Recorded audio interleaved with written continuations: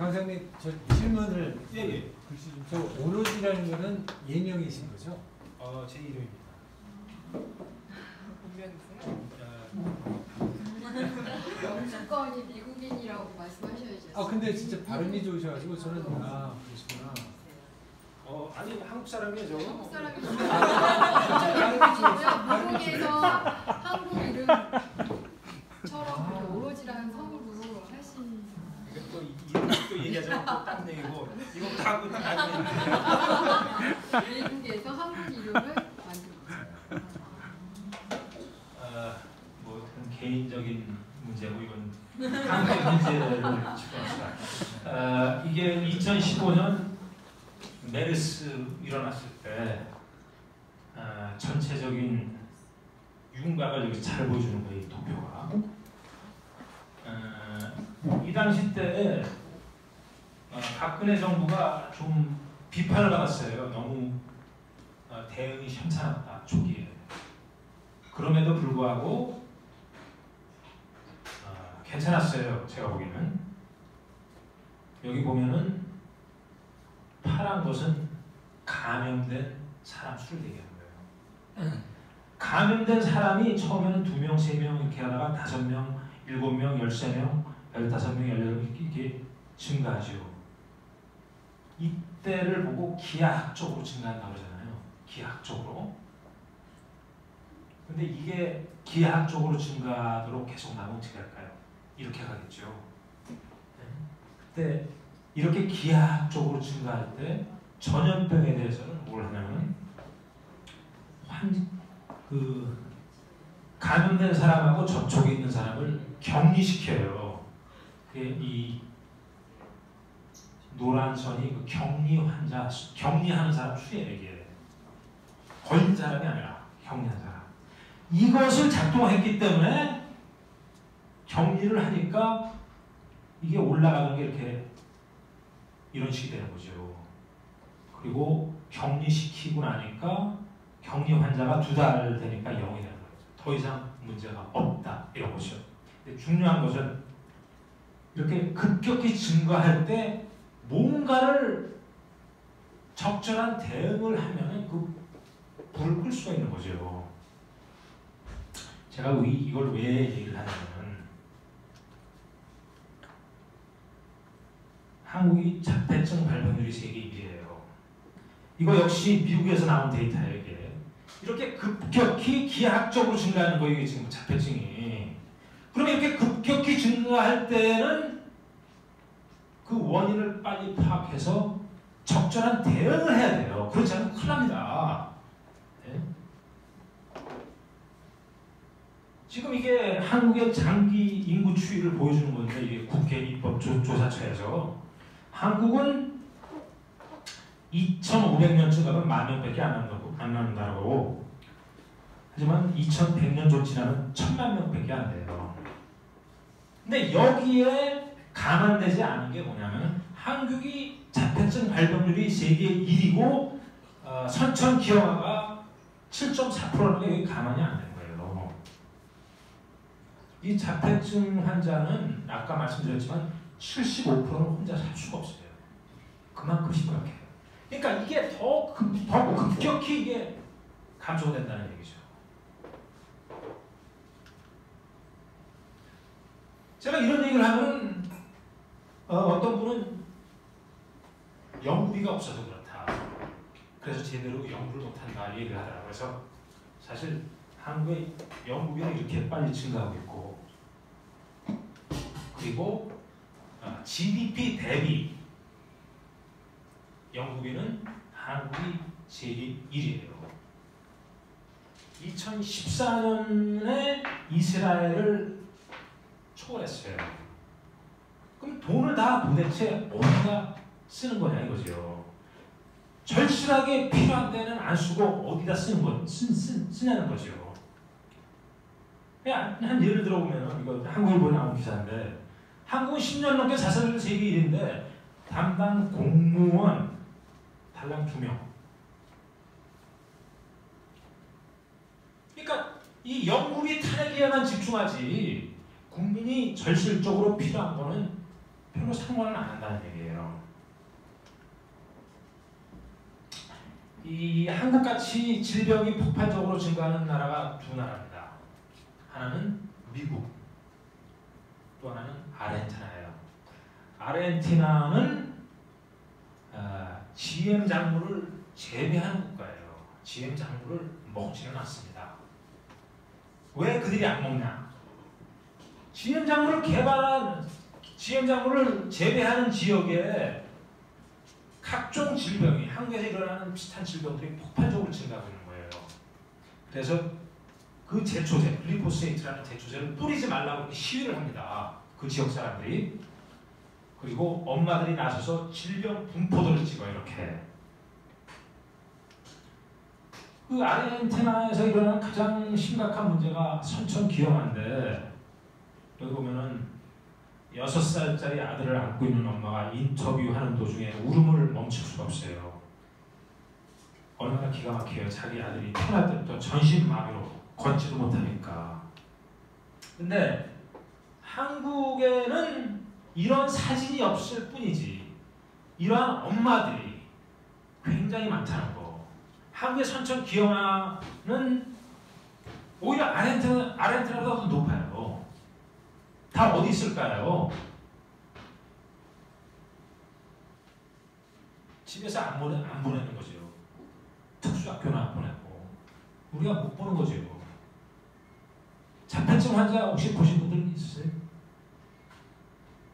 자폐증 환자가 한국이 세계 1위인데 왜 이렇게 안 보여요?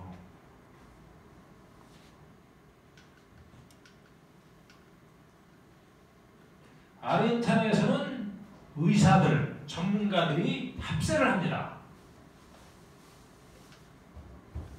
이건 덴마크에서 GMO 사료가 기형 돼지 새끼를 낳게 한다는 이런 거.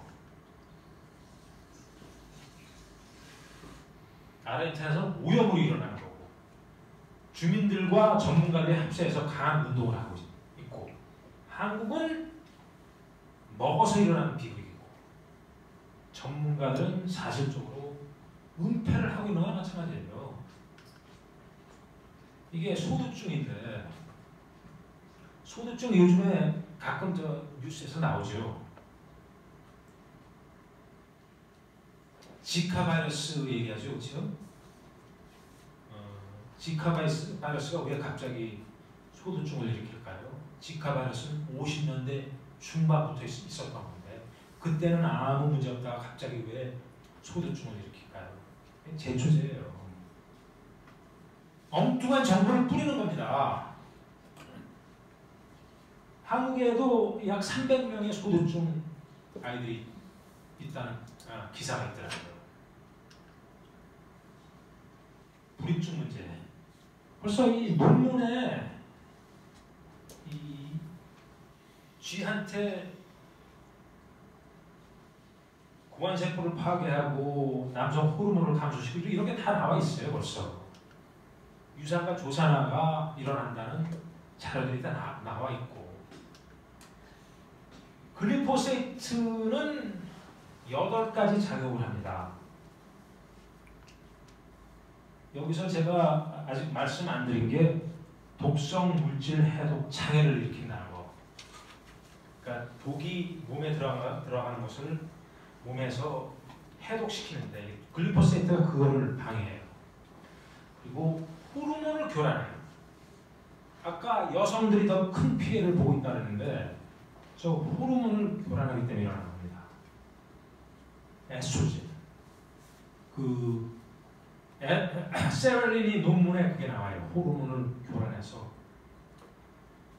암놈들이 더 큰 피해를 보고 있다.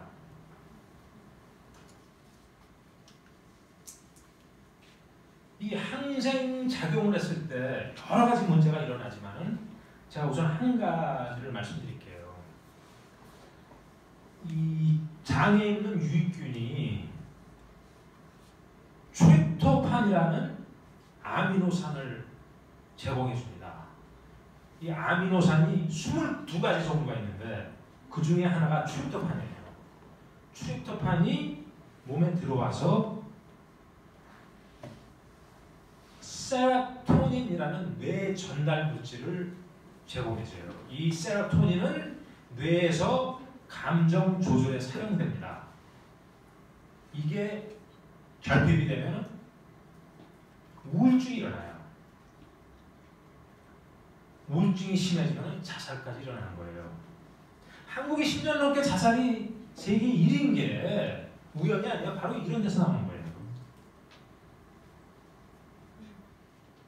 또 하나, 멜라토닌을 결핍시켜요. 그러면 불면증이 일어납니다.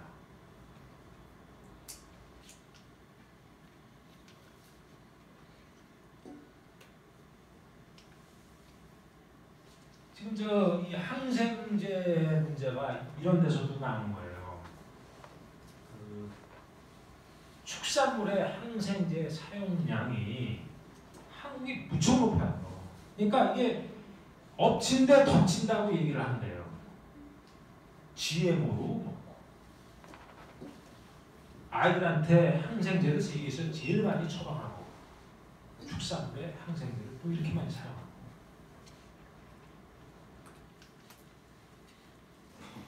이게 보통 다 키우는 데 가는 일이에요. 이게 생명의 존엄성이라는 게 없잖아요.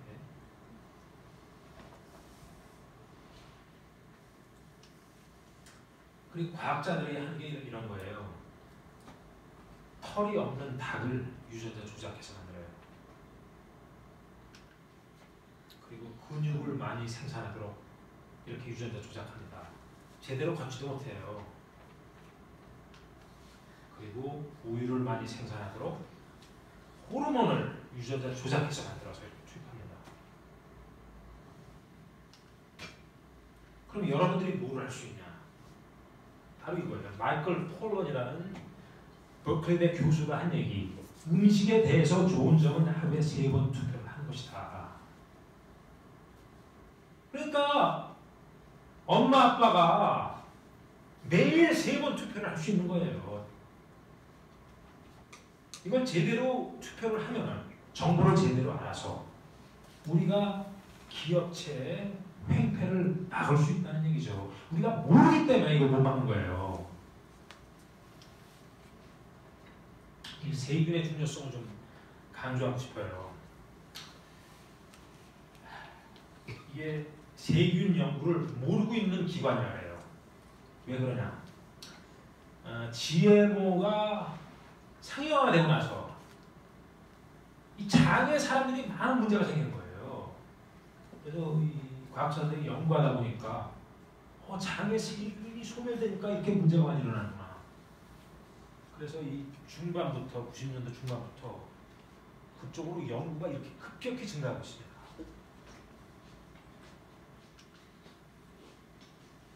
지금 아이들한테 필요한 것은 워낙 이 장에 세균이 소멸되어 있기 때문에 그것을 도움을 줘야 됩니다. 그러니까 이 세균에 좀 접촉이 돼야 돼요. 근데 너무나 척결한 거예요.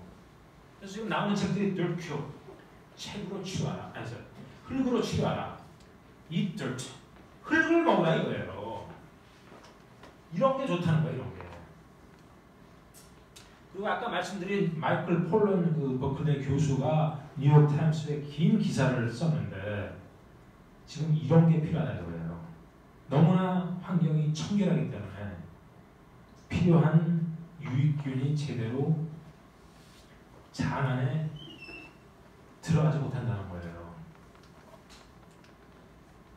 지금 제가 천안에 사는데 흙이 있는 마지막 공간이 이런 공사를 하는 거예요.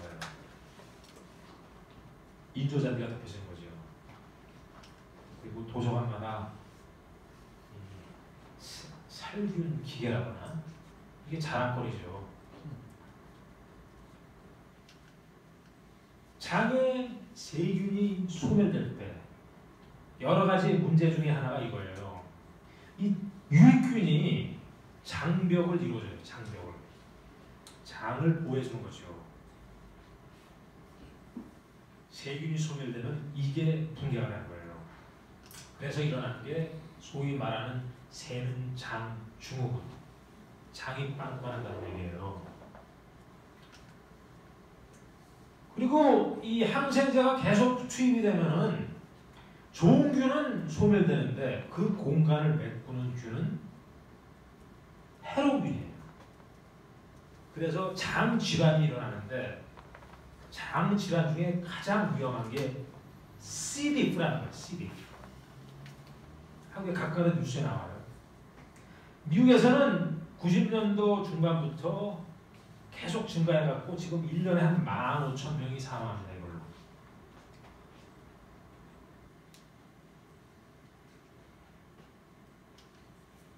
근데 저거를 치료할 수 있는 아주 간단한 방법이 있어요. 이거예요. 이게 뭔지 아세요? 이 변입니다. 변. 건강한 사람의 변이에요. 이게 미국 MIT에 변 은행이 생겼어요. 건강한 사람, 좋은 변을 갖고 있는 사람. 그러니까 좋은 변이라는 것은 다양한 유익균이 말하는 겁니다. 좋은 변을 갖고 있는 사람은 여기서 사요. 한 달에 한 1,000불 벌 수 있어요. 1,000불. 변을 계속 줘갖고. 그래서 장 질환 있는 사람이 이렇게 캡슐을 먹어요. 변이 든 캡슐. 이런 캡슐. 제가 누구냐면 강대욱 박사라고 아리조나 주립대학의 이 사람의 전문은 변 이식으로 자폐증을 치료하는 거예요.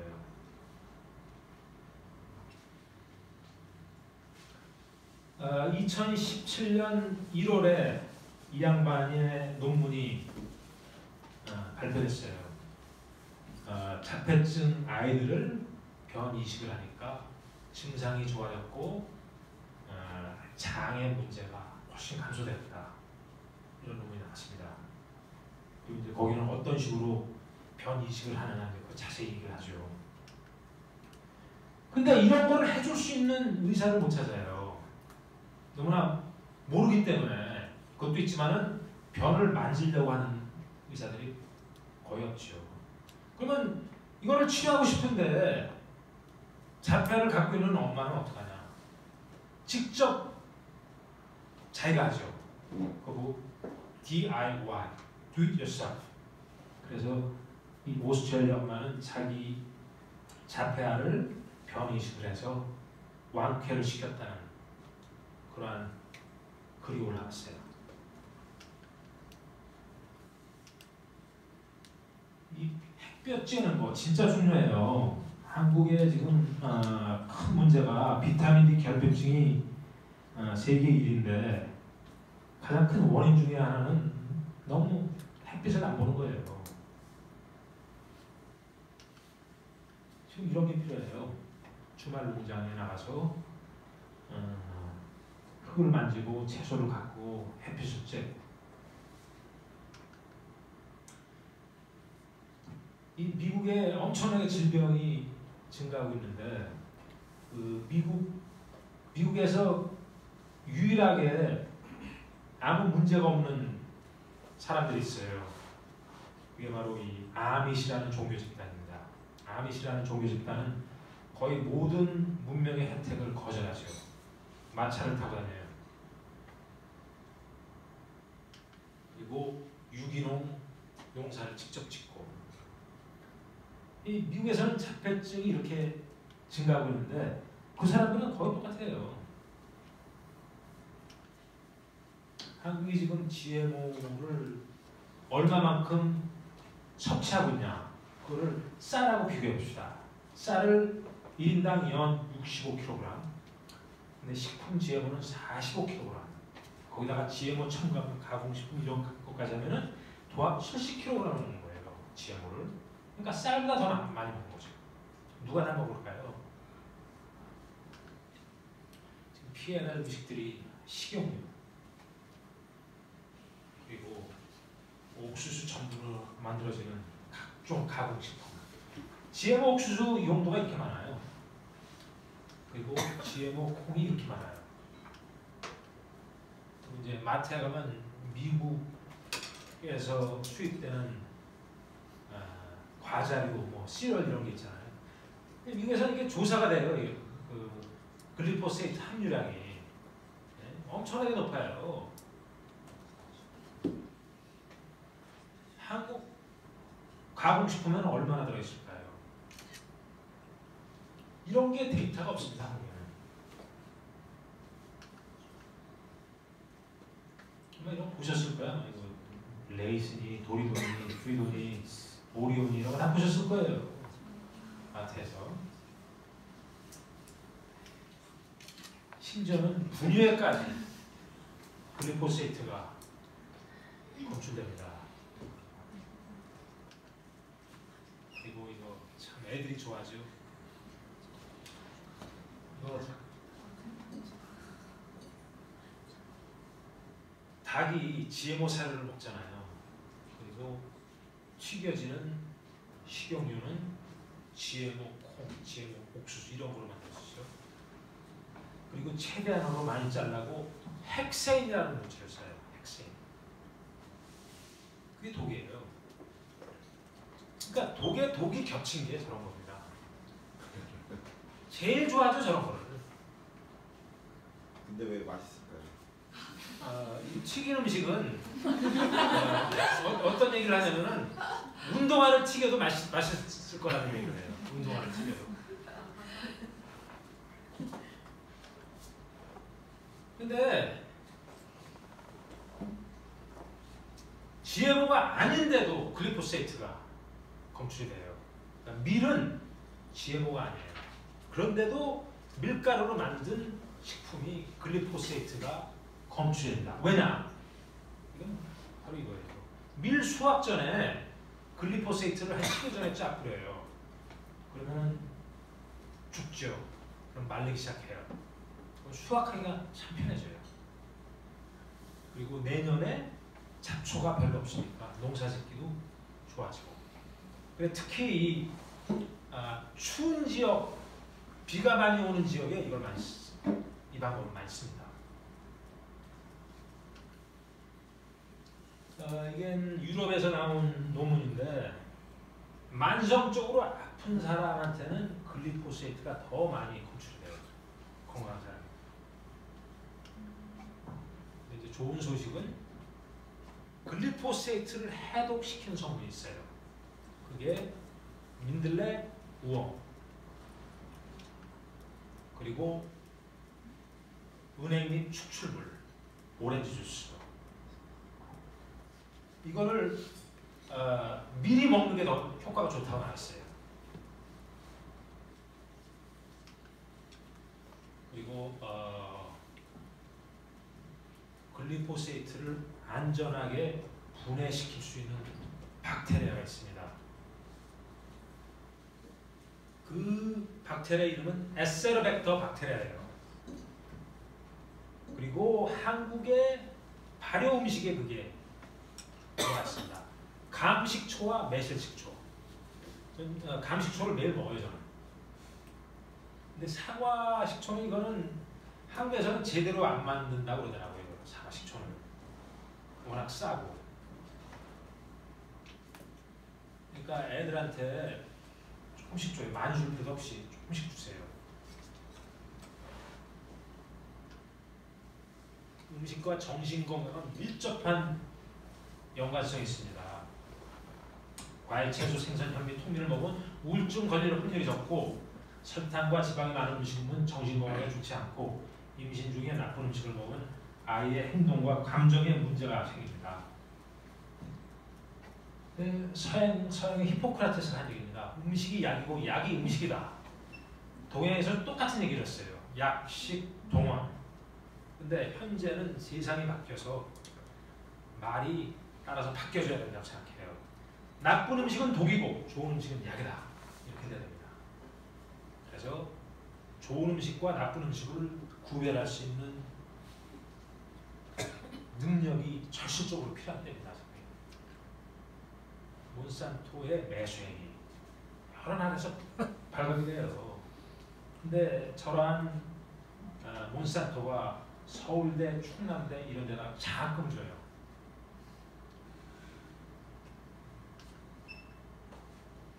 미국에서는 몬산토 앞제비 과학자가 이렇게 발각이 돼요. 플로리다 주립대 교수가 몬산토로부터 2만 5천 불을 받고 어떤 것도 사인을 하고 어떤 것이라도 쓰겠다.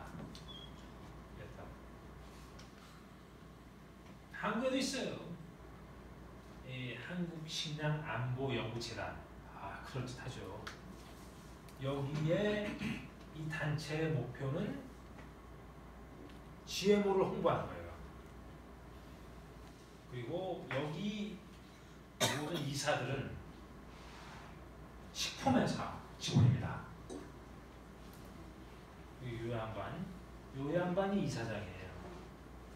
요 양반이 이철호 고려대 명예교수 요 양반이에요. 근데 이 양반이 이 책을 썼어요. GMO 바로 알기. 하지만 이 안에 내용을 들어가보면 참고문헌도 거의 없고 수렁틀이에요. 근데 몬산토로서는 이게 굉장히 만족스러운 책이었죠.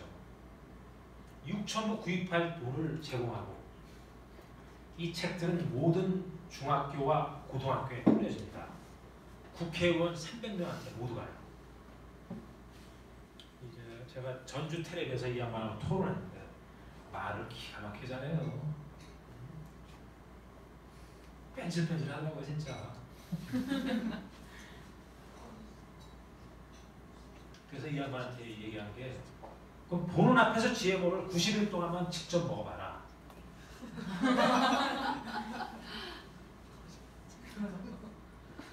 그러니까 영국 버킹엄샤이어 몬산토 공장 식당에는 GMO 작물을 사용하지 않는다는 사인이 있었어요. GMO를 누구보다도 잘 아는데 독이 듬뿍 들었다는 걸 아는데 GMO를 먹을 리가 없겠죠. 이철호 교수도 마찬가지예요. 먹을 리가 없죠.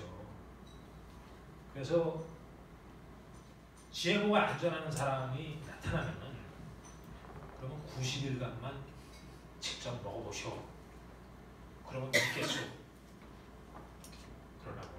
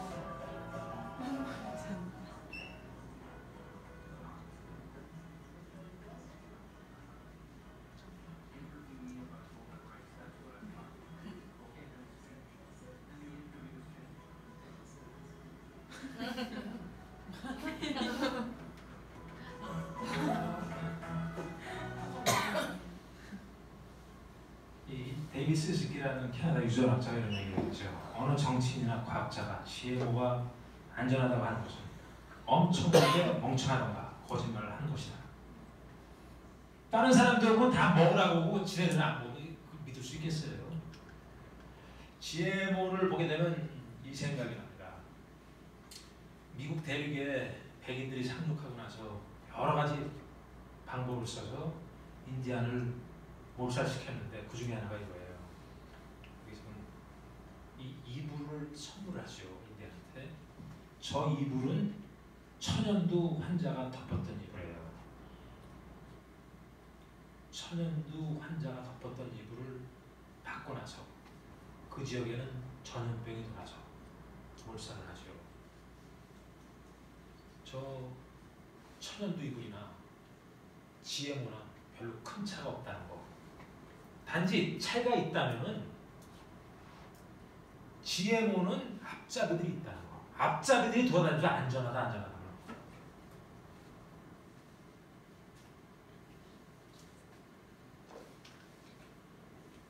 잠비아, 짐바브웨, 아프리카에 굉장히 가난한 나라예요. 1인당 국민 소득이 1,000불이 안 돼요.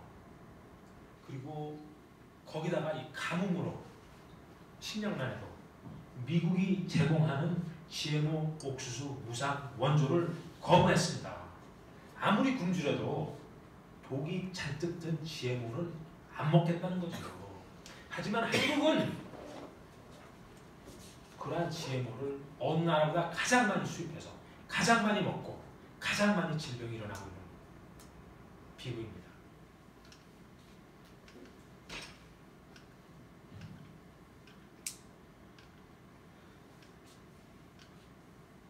이 GMO로 인해서 지금 세계가 유기농 식품의 중요성에 대해서 깨어나고 있어요.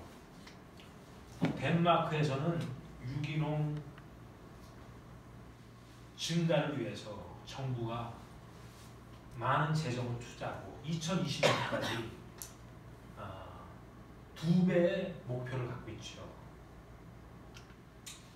부탄은 20년까지 100% 유기농. 그리고 미국에서도 유기농 증가가 이렇게 일어나고 있죠. 하지만 몬산토는 유기농을 죽여야 농약과 GMO를 팔아먹는 거죠. 이 몬산토의 악명이 세상에 알려지게 되니까 이런 몬산토 행진을 합니다. 반몬산토 행진. 이게 미국 샌디에고에서 있었던 행진인데 끝이 없잖아요. 저 행진을 시작한 분이 캘리포니아에 사는 태기 카날이라는 평범한 엄마예요. 저분이 시작해서 세계 60개국에 200만 명이 참가하는 대행사로 바뀌어졌어요. 그리고 이분은 자기 아들이 3명이 있는데 다 알레르기에 걸린 거예요. 그래서 왜 그런가 했더니 GMO 때문에 일어난 거예요. 그래서 유기농으로 바꾸고 나서 세 아이가 다 완쾌가 됩니다. 그러고 나서 반 GMO 운동에 참가하기 시작했죠. 그래서 이분이 만든 단체 이름이 마음속 크로스입니다. 미국 전역의 엄마라는 뜻이에요. 그런데 이 먹거리 문제는 엄마들이 앞장서고 있습니다. 여자들이 앞장서고 있어요. 그리고 이렇게 광고까지 하잖아요.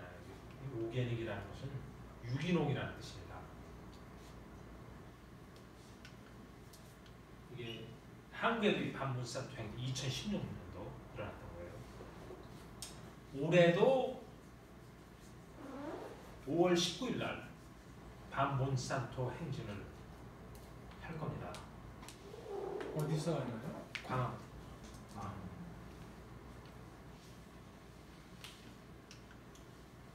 근데 2016년도에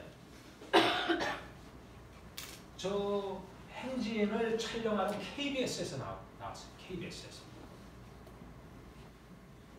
보통 저런 거를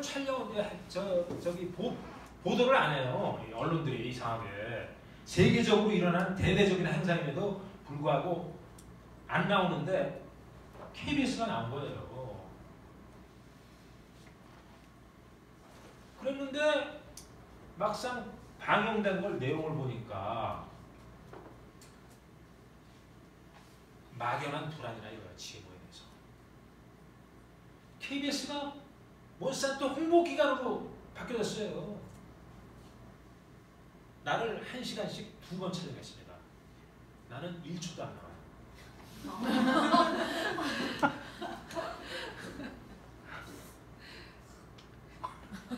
이제 이 기사에 대해서 이 문제에 대해서 내가 유기농 문화센터 그 웹사이트 들어가면은 거기에 그 과정을 설명해요. 어떤 문제가 있나. 한국의 문제가 지금 GMO 표시자가 있긴 있어요. 없는 게 아니에요. 근데 마트에 가서 표시된 상품을 거의 찾아볼 수 없어요. 왜냐? 바로 이것 때문에요. GMO 농산물 가공 후 DNA가 검출되지 않으면 표시 안 해도 돼. 이 항목이 있기 때문에 간장이나 식용유 검출이 안 되니까 표시를 안 해도 되고, 그리고 가공식품 만드는 과정 중에 DNA가 분해가 됩니다. 그러니까 표시를 안 해도 되는 거죠. 하지만 글리포세이트는 남아있다는 얘기죠. 그 글리포세이트에 대한 규정은 없나요? 글리포 제가 조금 이따 얘기할게요. 그리고 이 제품에는 GMO가 없다. 그런 표시도 못하겠다. 그건 한국만 그래요. 다른 나라에 그런 게 일어난 게 없어요. 그러니까 한 살림에서 이렇게 GMO가 없다는 이 표시를 못하는 거죠. 이게 불법인 거죠. 이게 광우병 때 엄청난 흥을 얻었잖아요. 내가 아쉬운 게 이때는 이렇게 강한 호응을 얻었는데 왜 GMO에 대해서 그렇게 사람들이 모르냐? 왜 그럴까요? 왜? 이 광우병보다 GMO가 내가 보기엔 1000배, 10,000배 더 심각한데 왜 호응을 못 얻냐? 저들의 철저한 공작이 있는 거라고 생각해요. 그리고 또 하나 문제는 이 GMO 문제에 대해서 얘기할 때 이 소비자 단체들이 알 권리, 선택할 권리 이거를 주장한다고요. 만약에 광우병 때 광우병이라는 걸 빼고 알아야 될 권리, 선택할 권리를 달라 하면 그 많은 호응을 얻었을까요? 지금 이 GMO 운동하는 사람들이 내가 이것 때문에 한 2주 전에도 대립이 됐는데 자세를 바꿔야 된다고. 자세를 바꿔야 돼. 우리가 선택할 권리 이게 문제가 아니라 GMO가 질병을 일으킨다. 이걸로 바꿔야 돼요. 아까 질문하신 거 글리포세이트 잔류량 허용 기준치라고 했어요. 국내산 쌀의 경우 0.05 ppm이에요. 0.05 ppm. 근데 수입 때는 GMO 옥수수는 5.0. 100배가 높아요. 그리고 GMO 콩은 20.0. 국내산 쌀이 400배가 높아요. 이거 뭐 이스라엘 하나 아니에요, 이거? 이렇게 높이 해놓으면 뭐든지 다 통과되잖아요. 그러니까 식약처 하는 것은 이게 꼴대를 넓혀주는 거예요. 몬산토 그러겠죠. 그들이 허용 기준치를 정하니까 그 허용 기준치를 그들이 정하는 게 아니라 만약에 엄마 아빠가 정한다고 생각해보세요. 저렇게 높게 해줘. 그래서 제가 주장하는 것은 저런 거를 결정할 때 엄마 아빠가 거기에 참여한다 이거죠. 자기 애들을 보호할 사명감이 있는 사람이 거기 참여해야 된다는 거예요. 이게 아르헨티나에서 non GMO라고 샘표 간장에 이렇게 나온다. 이게 불법이야, 한국에서는. 아르헨티나에서는 GMO 문제를 알기 때문에 이런 게 없으면 사지를 않아요.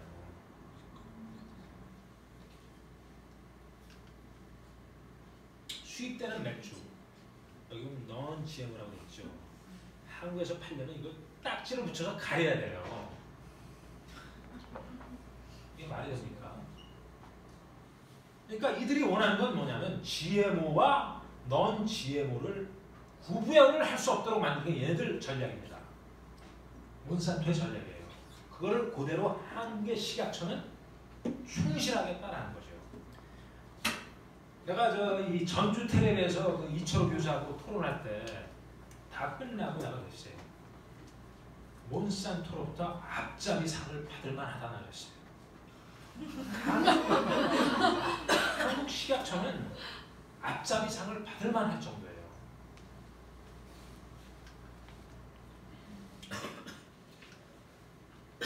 그럼 국회는 뭐하냐? 국회는 뭐냐?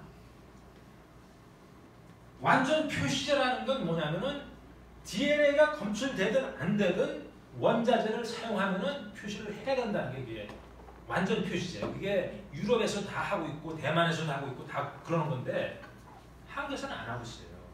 한국에서 그걸 막는 사람이 이런 사람이에요.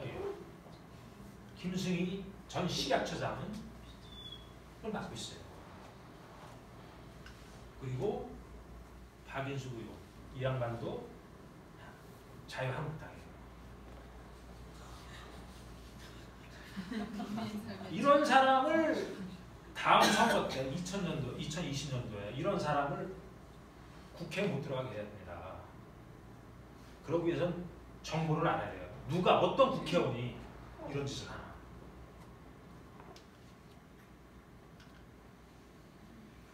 글리포세이트가 GMO가 재배 시작된 후 300배가 증가했어요. 그 300배는 다 우리가 먹는 거예요. 그 이유는 뭐냐면은 이렇게 증가하는 이유는 처음에 글리포세이트를 뿌렸을 때는 잡초가 잘 죽었거든요. 근데 시간이 가면서 내성을 갖기 시작하니까 잘 안 죽는 거예요. 해결 방법은 그냥 더 많이 뿌리는 거죠. 더 많이 뿌리다 보니까 결국에는 아예 죽지를 않아요. 그거 보고 슈퍼 잡초라고 하죠. 근데 미국에서는 슈퍼 잡초가 60가지가 넘어요. 그럼 어떻게 할 거예요? 잡초가 안 죽는데. 해결 방법은 또 하나의 제초제를 더합니다. 디캄바라는 제초제가 받은 건데 디캄바라는 제초제는 60년도에 너무나 이 독성이 심해서 더 이상 사용을 거의 안 하던 게 지금 더해지는 거예요. 벌써 이 디캄바라는 가진 여러 가지 질병을 일으키는다는 그 논문들이 다 나와 있다고요. 저 두 가지를 뿌려도 죽지 않도록 유전자 조작된 GMO 콩이 바로 이겁니다.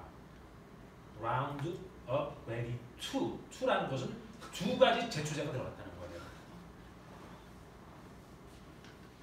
그리고 이거는 다우라는 회사에서 개발한 엔리스트 글리포세이트의 2,4-D라는 제초제가 더해집니다.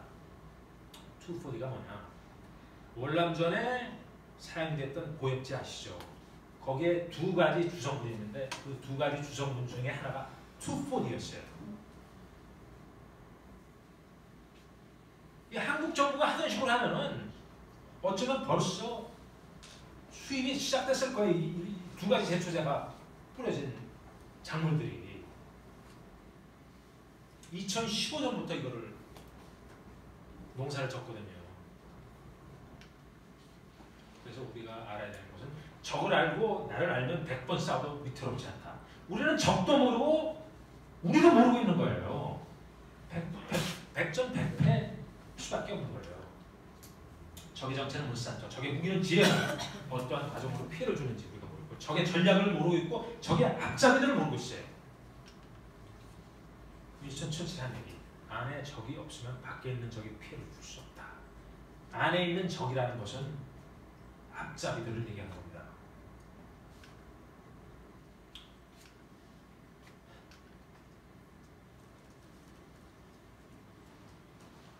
이 몬산토의 전략은 아까 말씀드린 GMO와 넌 GMO를 구별할 수 없도록 만드는 게 그들의 전략이고 또 하나는 논쟁을 지속시키는 거예요. 그러니까 꼭 이기는 게 아니라 논쟁만 계속시키면 되는 거예요. 담배 회사들이 그 수법을 썼거든요. 그런데 그 담배 회사 PR 회사들이 몬산토가 그대로 고용했어요.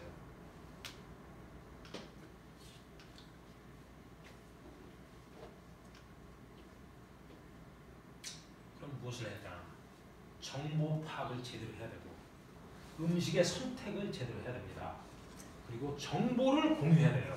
정보를 공유하는 게 아까 말씀드린 제 책을 공유하시고 또 하나 방법은 이 PPT, 제가 강연하는 PPT를 USB에 받아가세요. 그리고 친구들한테 강연하세요. 아이들한테 강연하세요. 교회 나가서 강연하세요. 절에 가서 강연하세요. 여러분들 할 수 있습니다.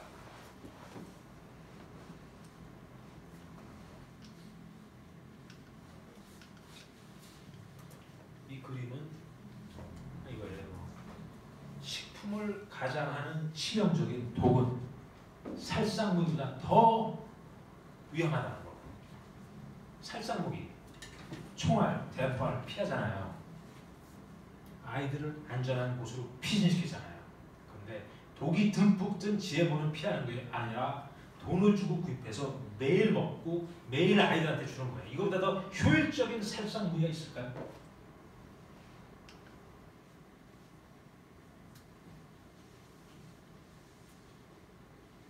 이제 한 10분 남았는데요. 제가 이 백신에 대해서 한 10분간 얘기해도 되겠어요? 예. 백신, 제가 백신을 지금 지난 한 2년간 집중적으로 연구했어요. 그리고 이제 책이 원고가 거의 완성돼서 한 2달 정도면 아마 끝날 거예요. 근데 이제 어떤 곳은 너무 이게 급해서 이건 너무 중요해서 빨리 사람들한테 기회 있을 때마다 알고 싶은 것들이 있거든요. 그게 바로 이거예요. 지금 세계적으로 백신, 아이들이 맞는 백신 숫자가 몇 배가 증가하고 있어요. 한국도 마찬가지예요. 근데 이 백신으로 피해를 본 아이들을 갖고 있는 부모들이 계속 요구했던 게 백신을 맞은 아이들하고 백신을 맞지 않은 아이들하고 비교를 해서 연구를 해달라. 이걸 계속 요구했어요. 미국 정부에다가. 국회의원도 요구했고. 안 하는 거예요. 그래서 백신을 피해를 본 아이들의 부모들이 만든 단체가 연구비를 제공해서 그 연구비로 미국 잭슨 스테이트 유니버시티의 교수가 연구 발표를 작년 6월 달에 했습니다. 이게 그 논문에 나오는 핵심적인 포인트예요. 근데 그 논문에 나온 거에 의하면 백신을 맞은 아이들이 맞지 않은 아이들에 비해 E형이 아니라 B형이에요. B형이 31.7배가 높아요. 31.7배. 그리고 알레르기가 3.1배가 높고 ADHD가 4.7배가 높고 아토피가 2.9배가 높고 자폐증이 3.8배가 높고 발달장애가 3.5배가 높고 만성질환이 1.7배가 높아요.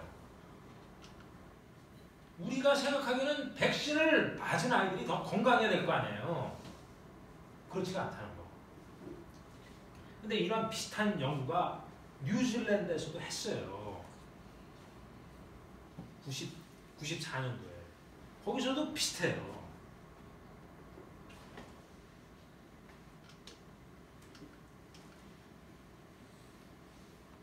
백신 숫자가 많은 아이일수록 영아 사망률이 높아요.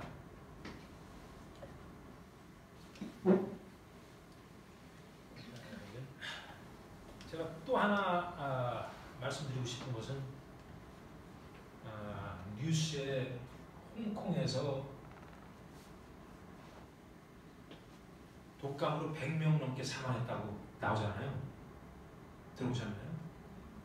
근데 그 사망자들 중에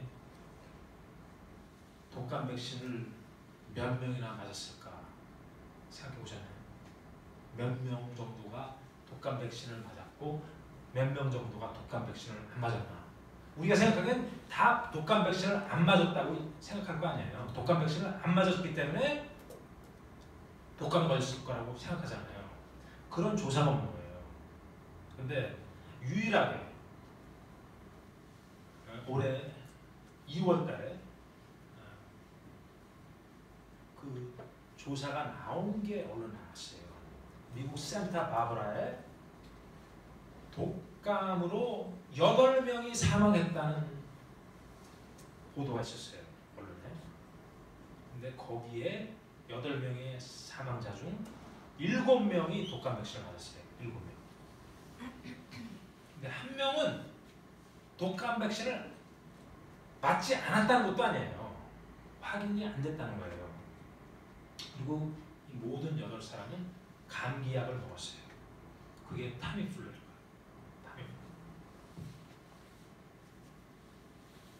이 언론은 그야말로 엉터리 정보를 뿌리는 거예요. 이 백신은 이 제약회사들이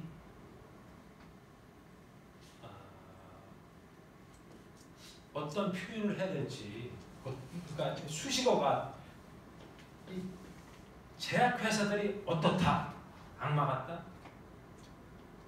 이 얘네들이 조작하는 정도는 어마어마해요.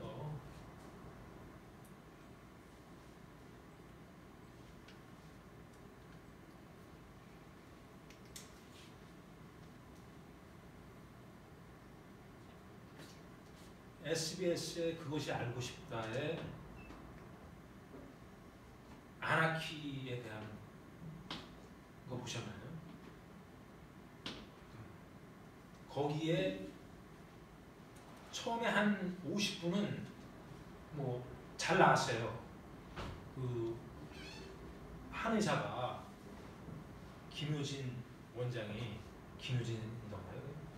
그분이 허가받지 않는 약품을 팔고 허가받지 않은 치료를 하고 이제 잘못된 거예요. 근데 잘 나가다가 이 백신에 대해서 나온 거예요. 거기서 얘기하는 게 이 양반입니다. 웨이크필드 박사예요. 영국의 웨이크필드 박사인데 이 양반이 세계에서 제일 처음으로 백신과 자폐증의 연관성에 대해서 논문을 썼어요. 그게 1998년이에요. 그리고 이 논문 발표 후 그 MMR 백신 이게 하락이 되죠. 그랬다가 저 사람에 대한 비판이 언론에서 잔뜩하니까 이게 다시 회복이 됩니다.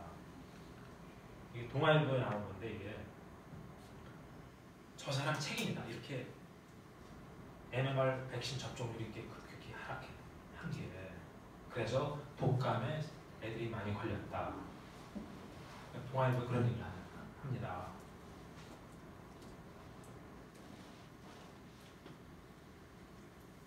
근데 거기서 얘기 안 하는 게 이거예요.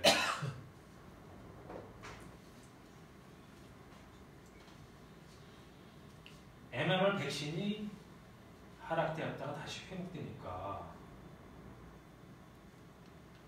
그때 태어난 애들의 자폐증 발병률도 따라서 그대로 따라가는 거예요. 그러니까 이게 뭐냐? 어떤 음식을 먹는데 배가 아파요. 그래서 그걸 멈춰봤어요. 근데 괜찮아. 다시 먹으니까 또 다시 아픈 거예요. 그런 결과가 나오면 바로 그 음식을 이제 피해야겠다. 그런 결론을 낼 수 있잖아요. 그것도 마찬가지예요. 이게 기가 막힌 증거예요. 백신이, MMR 백신이 이 문제를 자폐증을 일으킨다. 자폐증 발병률 1위라는 걸 계속 강조합니다. 제가. 이 백신 접종률이 거의 세계 1위 수준이에요. 거의 100% 수준입니다.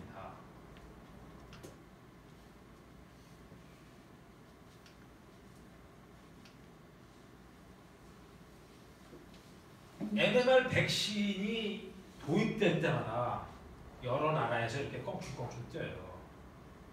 꺾어져. 이게 체인지 포인트라고 하지.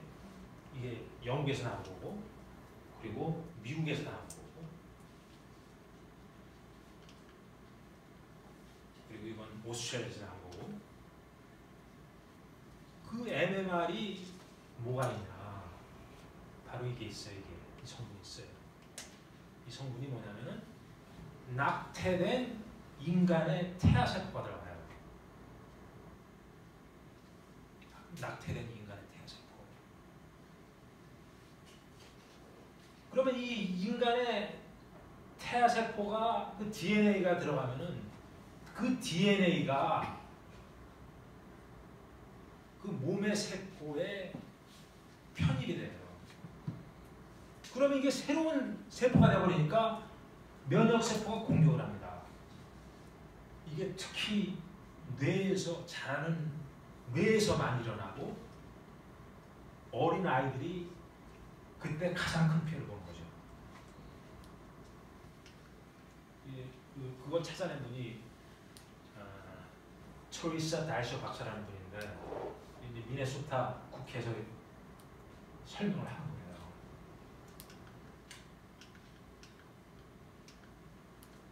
자궁경부암 백신 맞으신 분 있으세요? 자궁경부암 괜찮으세요? 자궁경부암 백신 진짜 이게 제일 피해야 될 백신이 바로 이거예요. 진짜 이거 엉터리예요. 진짜 엉터리예요. 이거 콜롬비아에서 이거 맞고 뭐 실험실에 맞다가 사망하고 그래서 이렇게 시위를 하고 이런 게 안 보이죠. 덴마크에서는 이 다큐멘터리를 이렇게 만들었고 자궁경부암 백신의 부작용을 얘기할 때 한국에서는 0.02%, 일본은 0.036%, 미국은 0.054%. 아주 작다 그러죠. 한국의 아이들이 더 튼튼해서 이렇게 적을까요? 몇 배가 적을까요? 그 연구를 자세히 한 게 이게 캐나다에서 나온 거예요. 이거는 42일 안에 부작용으로 응급실에 간 사람을 조사한 거예요. 그러니까 응급실에 기록을 다 보고 거기에 자궁경부암 백신을 맞은 기록을 보고 부작용으로 응급실에서 치료받은 사람을 조사한 거예요. 그랬더니 9.9%, 10명 중 1명이 부작용이 일어나는 거예요. 0.01%에 거의 1000배가 가까운 거예요.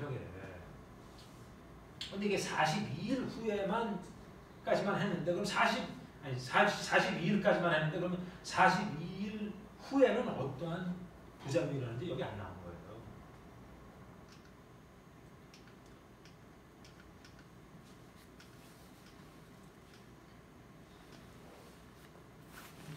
자궁경부암 백신을 맞고 조기 폐경이 일어나는 거. 지금 가다실이 상용화된 후 조기 폐경이 30배가 넘게 증가했어요. 그래서 이게 미주 한국일보에 나온 건데 가주 한인 서민들의 경우 48.9%가 독감 예방 접종을 받은 것으로 예방 접종 비율에 있어서 평균 36%에 비해 가장 모범적인 민족 그룹. 이게 너무 한국 사회는 백신에 대해서 너무 몰라요. 이게 한국의 접종률 거의 100% 수준이에요. 이걸 자랑 삼아 얘기한다. 우리 선진국보다 이게 높다. 자랑 삼아 얘기한다. 언론에서.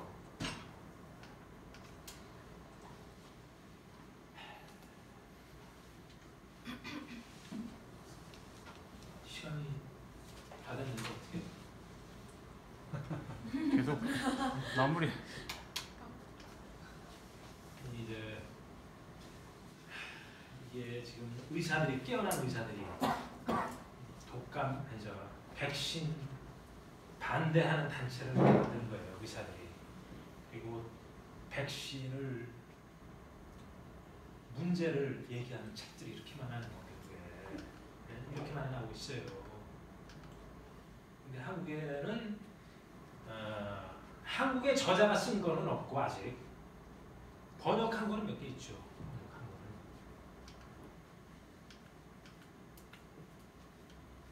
거는. 마지막으로 한 가지만 얘기할게요. 만약에 제조물 책임법이라는 게 있잖아요. 기업이 어떤 제품을 만들어서 소비자가 그걸로 인해서 피해를 보면 책임을 져야 되잖아요. 기업이. 당연한 거 아니에요? 그런데 1986년도에 백신 업체한테 그 책임을 없애버렸어요. 세계에서 가장 위험한 백신을 그 책임이 없도록 만든 거예요. 그러니까 미국의 이 소송이 굉장히 센데 백신의 안전성을 그래도 어느 정도 유지시킬 수 있었던 것은 저 책임이라고 책임. 그 책임이 없어졌어요. 그러고 나서 백신의 질이 엉망이 됩니다. 또한 백신 맞는 숫자가 거의 모든 나라에서 몇 배가 증가해요. 이게 백신에 대해서 가장 중요한 정보예요. 백신 업체가 책임이 없다.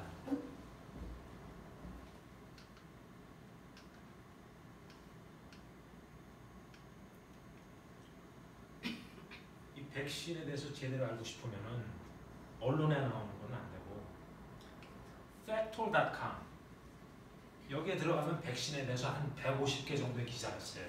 여기서는 제대로 알려요. 이 언론은 광고비를 안 받는 언론이에요. 그리고 작년에만 해킹을 3번 당했어요.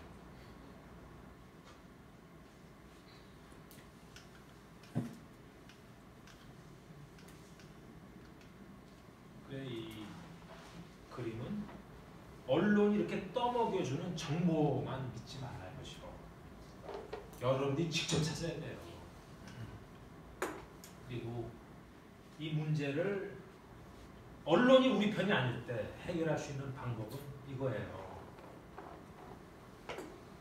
6번 건너뛰면 모두 연결될 수 있다. 그 얘기 있잖아요. 바로 그겁니다. 그래서 간디가 한 얘기. 대중이 이끌면 지도자는 따를 것이다. 그리고 에드먼 버크가 한 얘기. 악이 승리하기 위해 필수적인 것은 좋은 사람들이 아무것도 하지 않는 것이다. 여러분들이 하지 않으면은 몬산토가 이깁니다. 백신 업체가 이겨요. 지금 일어나는 전쟁은 생과 사가 달린 질 수 없는 전쟁이 일어나고 있어요. 그리고 위관과 한 얘기. 부패 방리는 선택이 아니라 국가 생존의 문제이다. 뿐만 아니라 민족 생존의 문제이다.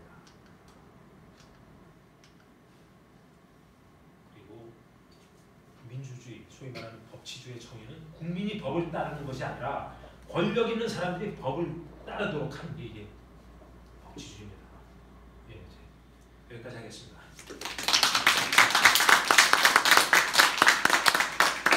질문 하나. 예, 예. 이 질문이 굉장히 좀 선입관을 드릴 수 있을 텐데요. 예. 그러기 위해서 좀 설명을 드려야 되는 부분이 있는 게 이제 의심해서 이 질문을 드리는 게 아니라 예. 저도 이게 무엇보다도 건강에 관련되고 제 아이한테 관련되니까 이제 그때 눈이 띄더라고요. 지금 이제 먹거리 갖다 그래서 한 10여 년 해보니까 우리나라 사람이 먹거리를 고칠 때는 결국은 애가 질 때랑 자기가 생명의 위협이 있을 때 빼놓고는 못 고쳐요. 사실 그냥 그때는 듣지만 돌아서면은 이제 또 땡기거든요. 근데 저는 그 중에서 애도 겪었고 저도 겪었기 때문에 저는 전문가가 아닌데 많이 공부를 하려고 애를 썼고 그러면서 전문가도 정말 못 믿고 그래서 저희 직원들이랑도 같이 공부를 많이 하고 그러는데 굉장히 제가 전문가가 아님에도 불구하고 강한 톤으로밖에 얘기할 수가 없거든요. 근데 그러면서 중요한 게 저는 맥락이더라고요. 그러니까 이 먹거리 공부를 하다 보니까 이게 그 장 공부를 같이 하고 청결의 문제랑 같이 하고 이게 왜 이렇게 가야 되는지 모르겠는데 저는 개인적으로 그렇게 맥락이 다 이루어져야 되더라고요. 그것을 말씀을 드린 이유가 그 강사님이 어떤 맥락으로 이 길에 들어서셨는지가 저한테 굉장히 중요해서 혹시 개인적인 얘기를 갖다가 아까 이제 공을 때리는 플레이어가 중요한 거예요. 공이 떨어지는 자리가 중요한 거다라고 해서 좀 이렇게 벌써 선제적으로 좀 얘기를 하셨는데 저는 그 결례가 아니라면 어떤 계기로 이 길을 들어섰는지가 왠가 하면 나중에 그 오로지 선생님은 저한테는 그 최나원 씨도 제가 초기에 자료 보고 그럴 때는 굉장히 했는데 결국 뭐 지금 말씀하셨던 그런 소속의 문제나 자기 이런 걸 못 떠나고 있더라고요. 그래서 최나원 씨. 잘 아세요? 네, 제 서가에 보면 최나원 씨 책이 한 6권 있고요. 그래요? 네. 그 잡다한 걸 다 모아놓은 사람이 최나원밖에 없는데 뭐 이분도 결국은 자기가 소속이 저 청가물 회사에 있고 지적으로는 뛰어난데 우선은 지난 몇 년간의 이렇게 활동을 보면은 저보다 한 살이 아마 많을 것 같아요. 근데 이 인격적으로 좀 이게 아닌 것 같구나. 이 먹거리 하다 보면 인격도 나오거든요. 물론 저 혼자 조용히 얘기하고 있습니다. 왜냐면은 이 지명도에서는 잽이 안 되는 사람이니까. 근데 어쨌든 간에 이 말씀을 이렇게 드린 거는 저는 오로지 선생님한테를 받아들인 데 있어서 이런 맥락을 갖다 이렇게 갖게 된 게 정말 중요해서 어떤 계기로 들어오셨는지를 저는 원래 심리학을 전공했고 그쪽으로 오랫동안 시간을 많이 썼고 책을 4권 썼어요. 미국에서. 근데 한국에 나오게 돼갖고 2011년에요. 뉴스에서 한국이 자폐증 발병률이 세계 1위다. 이걸 봤어요. 그래서 그때 내가 듣도 보던 게 왜 세계 1위가 됐나. 자폐증이 심각하다는 걸 내가 심리학 공부하면서 어느 정도 알고 있었는데 이렇게 심각한 게 왜 세계 1위인가 좀 이제 흥미를 갖고 찾아보기 시작했죠.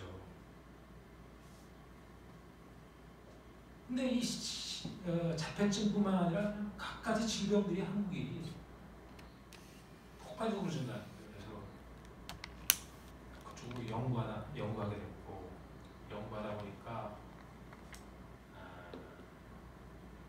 이 먹는 거, GMO, 그다음에 백신 그 2가지가 문제더라고요. 근데 이 GMO의 문제성에 대해서 얘기를 하면 어느 정도 사람들이 수긍하는데 백신에 대해서 얘기하면은 이거는 많은 사람들이 거부감을 표현을 하더라고요.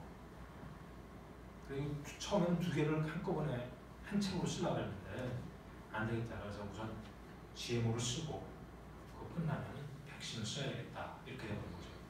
근데 이제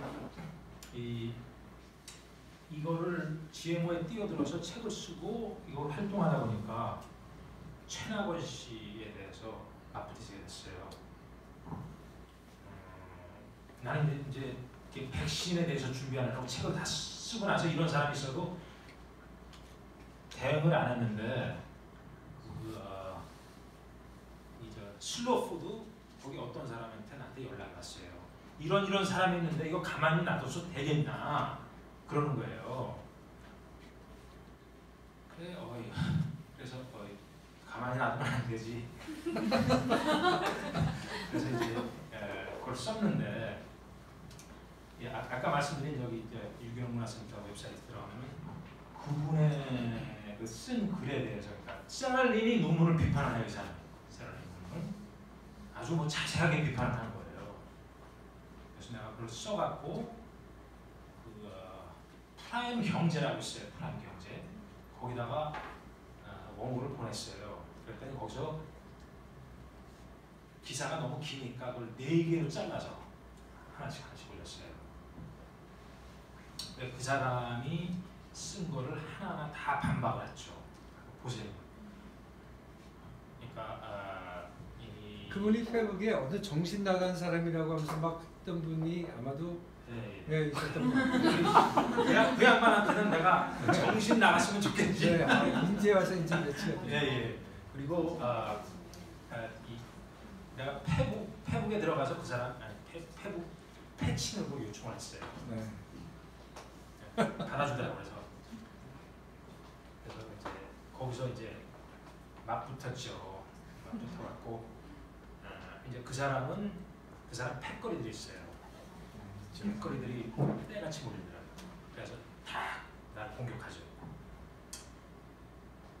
그래서 나는 이제 계속 이제 며칠을 계속 주고받는 거예요. 그냥 거기. 한동안 그러다 보니 그 사람이 패친을 끊더라고요. 그러니까 그 양반은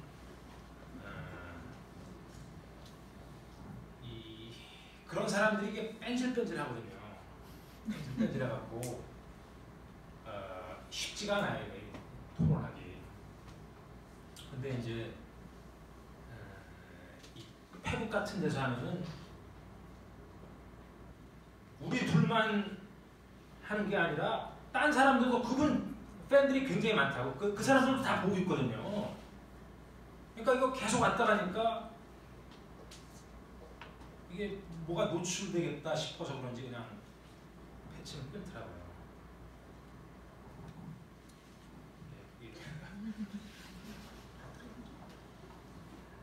이 정보 전쟁은 좀 지저분한 싸움이에요, 사실적으로. 그러니까 이 몬산토하고 우리하고 그냥 싸움 붙으면 괜찮은데 몬산토가 앞잡이를 고용해갖고 그냥 그 앞잡이들이 우리를 싸우게 하니까 이 전쟁 자체가 지저분한 전쟁이 되더라고요. 제 이름에 대해서 아까 물어보셨으니까 네. 이름 제가 미국에 고등학교 1학년 때 갔는데 제가 항상 이 순수한 한글의 이름을 갖고 싶었어요. 왜 우리는 항상 옛날에는 중국 이름 쫓아갔고 외정신 때는 일본 이름 쫓아가고 지금은 미국 이름 쫓아가냐 이렇게 아름다운 한글이 있는데 그래서 순수한 한글의 이름을 갖고 싶었는데 이름은 오로지 성은 돌쇠하면 머슴 이름 아니에요. 머슴 이름.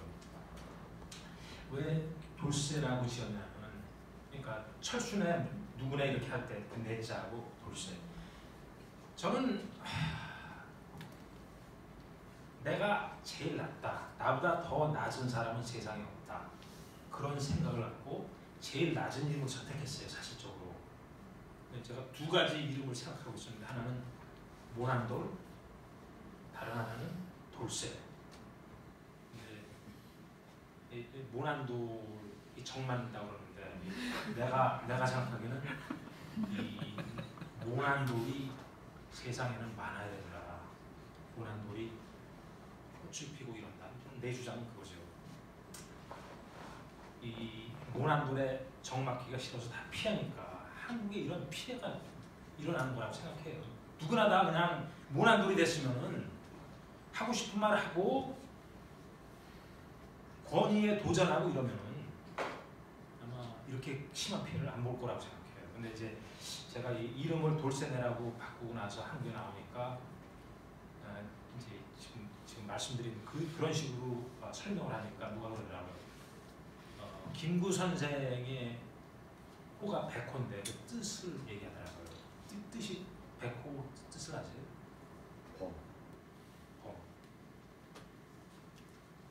백범 하얀 호랑이. 난 그렇게 알았는데 그게 아니라 백은 백정할 때 백자, 범은 평범할 때 범자.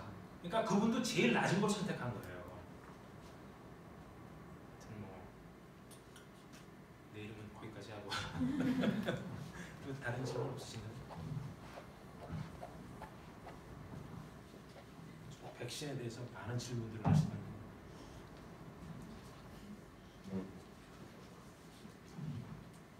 이렇게 열강해 주신 모로시 선생님께 다시 한번 굉장히 진지하게 설명해 주셨는데요. 사실 그 전 세계적으로 가장 무시무시하고 돈 많은 게 석유 회사들이죠. 정치와 정계를 다 오고 가고요. 그 다음이 제약회사예요. 그래서 사실 오로지 선생님이 한국에서 그 가다실과 관련된 백신 책을 내놓으면요. 생명의 위협을 느끼면서 책을 내놓고 있어요. 외국에서는 저렇게 수많은 거짓말이 나올 수 있는 거는 뭐냐면 진실을 말하는 사람들이 없어져요. 아무도 모르게. 너무 많이 현실이 되고 있는데 대한민국에서는 진실을 얘기하는 의사는 아무도 없어요. 그리고 그 의사들도 잘 몰라요. 제약회사에 영업사원이 와서 그냥 주니까. 현실이 굉장히 다급하거든요. 그래서 어떻게 보면 선생님께서 생명을 걸고 책을 내놓고 있는 다는 거예요. 그래서 이렇게 제 그 백신 강의를 하실 때도 선생님이 잠시 저의 눈치를 보시는 이유가 그만큼 시급함을 이게 세상이 퍼지면 굉장히 한국에서 핫하게 되고 또 그 제약회사의 위험도 있기 때문에 그러시는 거고요. 참고로 오로시 선생님은 하물며 이 몬산토도 굉장히 큰 회사, 그 다음이 축산이죠. 전 세계를 누비는 기업이 다음이 축산인데 축산한테 먹이를 주는 회사 카킬과 같은 이런 GMO, 그러니까 GMO 농사를 지어서 정말 사람이 많이 먹는 게 아니에요. 소, 돼지, 닭이 먹고 있어요. 그게 더 큰 문제인 거거든요. 그리고 그들이 부설물로 싼 퇴비를 만들 때 바로 그 동물들의 똥으로 퇴비를 만들어서 다시 밭에 뿌려지는 거예요. 여기서 유기농이라고 말하는 게 너무너무 중요한 게 유기농은 그 일체 그런 걸 사용을 못하는 거죠. 그게 동물이 됐든 뭐 유기농 동물들도 있잖아요. 어쨌든 좀 다른 부분이지만 여기서 말하는 그게 세 번째예요. 축산. 여기서 말하는 그 축산이 먹는 게 바로 더 무시무시한 거죠. 우리가 먹이사슬 형태로 그걸 먹잖아요. 그러니까 사실 농산물에서 이루어지는 엄청난 것보다 사실은 우리가 지금 먹고 있는 돼지, 소, 닭, 이 동물들이 먹고 있는 게 더 시급한 거죠. 그걸로 우리가 너무나도 많은 음식들을 먹고 있거든요. 그래서 사실 그런 부분이라서 오로지 선생님은 한국에 들어와서 그 인터넷이죠. 본인의 메일이나 이런 게 다 마비가 되세요. 네. 우리 상상도 못하죠. 뭐 영화에서나 볼 수 있는 것들인데 실제로 몬산토한테 그렇게 되는 거겠죠. 나가서 갖고 2시간 했는데 1분도 인터뷰 안 나온 거 뭐냐면 그냥 와서 뭐 하고 있나를 상황 파악을 하고 간 거예요. 똑같은 현상이거든요. 그래서 그런 상황이라서 너무나도 중요한 걸 이렇게 단체로 오셔갖고 너무 감사드려요. 특히나 잘 모르겠지만 여기 계신 아마 저 대표님께서는 분명 10년간 어떤 목표가 있어서 이렇게 직원분들과 함께 와서 이 수업을 분명 듣고 있지 않을까라는 생각이 저는 좀 들었어요. 그렇지 않으면 이렇게 기업주가 직원들을 우르르 몰고 와서 가족은 가능해요. 네, 진실입니다. 여기 가족은 많이 오세요. 엄마가 듣고 가족을 설득할 길이 없어서 그냥 뭐 저녁이나 먹자 그러고 여기 오는 거예요. 온 가족이. 근데 제일 많이 바뀌는 게 아빠예요. 굉장히 놀랍게도 대부분 아빠들이 굉장히 많이 놀라세요. 네. 다 나가면서 도대체 뭘 먹어야 되냐 이렇게 하고 나가시거든요. 그래서 이제 이렇게 식사를 하라고 이렇게 하시라고 거대해드리고 또 가급적이면 유기농으로 되어 있는 축산 그걸 먹든 안 먹든 내 몸과 땅과 환경을 위해서는 제가 여기서 이렇게 얘기를 해요. 고기를 먹으려면 10번 먹을 거 진짜 좋은 거 한 번 먹으라고. 그리고 학교 가서 애들 그런 거 먹이지 말라고. 학교 가서 채소만 먹이고 집에서 네가 좋은 고기 10번 중에 한 번 먹을 거 돈 모아서 딱 한 번 먹으라고. 그게 살뜰이라고. 그렇게 얘기를 해주고 있어요. 그래서 아무튼 이렇게 단체로 오셔서 너무 감사드리고요.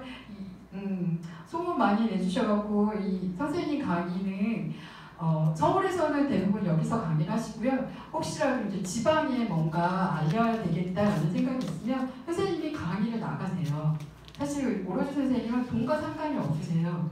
뭐 10만 원 주면 그냥 10만 원 교회에서 안 주면 그냥 무료로. 그래서 전국을 다 다니고 계시기 때문에 혹시라도 이 어느 단체나 어느 모임에 가서 지방에 가서 이 강의를 좀 해줬으면 좋겠다 하면은 이 유기농 문화센터를 전화 주시면요 그 어떤 장소라도 다 가서 강의를 하세요. 그리고 이렇게 백신 같은 경우에는 되게 이제 좀 약간 그런 게 좀 있어서 내부적으로 정말 들어보고 싶은 게 있다 그러면 공개가 아닌 조용하게 오셔서 해달라 그러면 정말 이렇게 짧게가 아니고 길게 해주실 거예요. 네. 그래서 오늘 여기를 이제 시간도 많이 늦어서 마감을 하고요. 근데 제가 오늘 되게 신기한 게 하나 있어요. 이 수업을 저희가 오픈한 지 얼마 안 됐어요. 사실 저희가 7월 21일 날 농민반들 승인을 받고 저희가 본격적으로 강의한 게 한 9월 달부터 되지 않아요. 근데 이제 많은 분들이 오셔서 식사를 많이들 하고 가세요.